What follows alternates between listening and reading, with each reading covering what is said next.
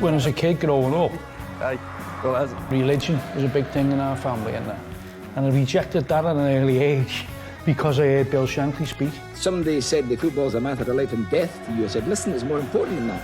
That became my religion. Echoes with everyone's in it. Two teams in Liverpool and Liverpool reserves. Yeah. The team never knows when to beat. But the fans never know when to beat.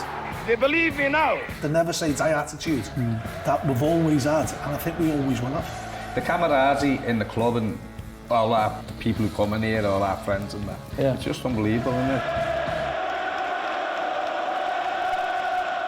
First love was football, I think, and then I became a musician, songwriter, singer in a group called The Farm.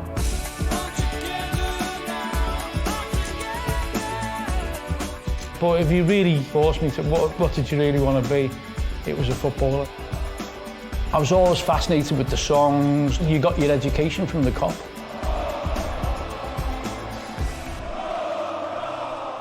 My name's John Coleman. I've played non-league all my life. I always had aspirations to be a professional footballer, and that didn't quite materialise. But then I did the next best thing. I took Accrington from the lower leagues into, well, we got as far as Division 1. So that was a dream come true for me, being involved in professional football. Accrington were my team, and yeah, I go and support Liverpool.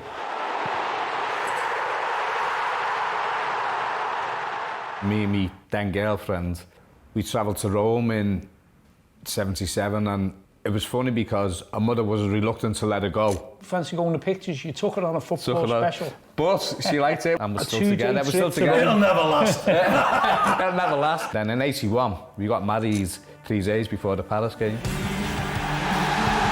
Liverpool are European champions. The thing about Liverpool fans is, like, our experience in Europe since the 60s, like Shankly loved going to Europe. Liverpool in Europe have always had this thing of we're never beat. Yeah. And none more so than that Etienne game. If you speak to any Liverpool fan, that's your go-to game for that in Istanbul. Do you want a tea or a coffee? I'll take a coffee, please. Coffee. You want tea? I don't drink tea, so just warning you. My name's Chelcee Grimes, and I've been supporting Liverpool since the day I was born. In Liverpool, you don't really get a choice. It's either red or either blue, and thankfully, I was a red. I signed for Liverpool when I was 9. I did have a brief spell at Everton, but we'll ignore that one. I ended up going into music, the other thing that the city's known for. This is the studio / collector-con. To have such a great club and a successful club, and you know, not many people get to live that.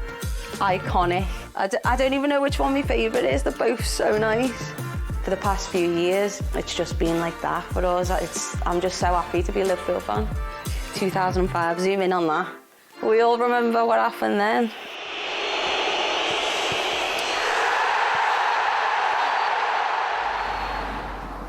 We call it the Solly. It's known as the 12th man.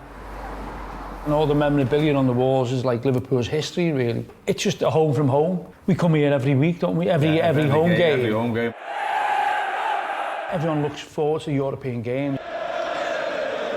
It's just the atmosphere itself and the crowd. Everyone seems to be up for it. Now they've got loads of songs, haven't they? Then it was only We Shall Not Be Moved. And the whole place was bouncing to that. Wasn't it, and when you looked around, every single person in the ground was going, even the paddock was going up and down. Yeah. I can see you, John, as the front of the Kop with a megaphone. So you think football's only football, but Football's a matter of life and death to you. I said, listen, it's more important than that. my name's Stephen Gaynor. This is my shop. This is the Boardwalk Barbershop. I've been here about 9-10 years now. First thing I speak to if any of my clients coming is you're a red or a blue. Straight away that the main subject on the barbershop is about football. That's what I mean, we're the same as you, aren't we? Like, we're just crap. Yeah, so he is a blue. I think Steve's quite bitter. It's a good job I'm not. They believe me now. We've had some bad times, we've gone through the doldrums where, for us, bad times is probably finishing 7th and 8th. Yeah. I was here when we lost the league to Arsenal. I was at the game. I never for 1 second thought it'd be 30 years before we win the league. So that made winning the Premiership all the more special. Well, Jürgen came in and I think he changed all our lives. I don't think anyone understood what ride we were going to go on then for them 8-9 years. It skinted me, but the memories I've got come Champions League finals, and it has been like the best 9 years of my life, that. My Uncle Tony's got a place called the Soccer Suite. It's right next to the stadium on Anfield Road, and he's a character. I straight away think of when I've been to games with you. You mean when I got you into football? The first one that comes to my mind is 2005, the year we won it. You went to the final? Yeah. Did you nearly leave at half time? No, you say you never. No, I swear swear down. You were getting beat. And at half time, said a little prayer to me half fella, said, Dad, I've come all this way, I just want to score 1 goal, jump up and down, and I'll be happy. And the next minute, it was 3-3, and my mate started crying. I went, are you having a laugh? And by the end of the game, I was crying, and it was unreal. What a day. Yeah, memories. The greatest game of all time at Anfield. The Barcelona game. The Barcelona game. Now, you know, to be at that game, that must have been it was off the graph. Incredible. A Catalonian TV company come on the Sunday, and I did an interview outside the ground with them, and they were all smirking, going, you know, there's no chance of that. Yeah, exactly. And I was thinking, I just said to them, look, I said, yeah, you're playing at Anfield, and you're playing against Liverpool, anything can happen. And they were like looking at each other. And even I didn't believe it, because I thought they might score, and then we would have needed 5, wouldn't we? Yeah. In the old rules that don't count anymore. LFC. Exactly. Never give up.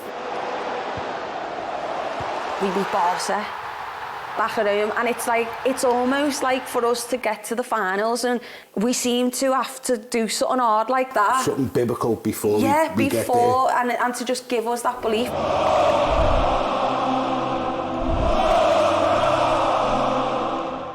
We embrace all different people coming into the city because we're proud of it. Yeah. There's a massive thing about community. In fact, you know, here's the beer mats, Spirits of Shankly, you know.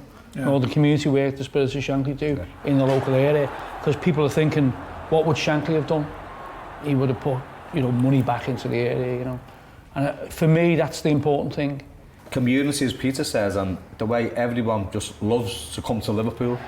And it's a cathedral of football, basically. People come here and they just love coming in here and having a drink, and we've been here and people have come in and just stood here and been amazed when we've been having sing songs, haven't we? Yeah. What I mean, watching us sing. Well, they're amazed at your voice. Know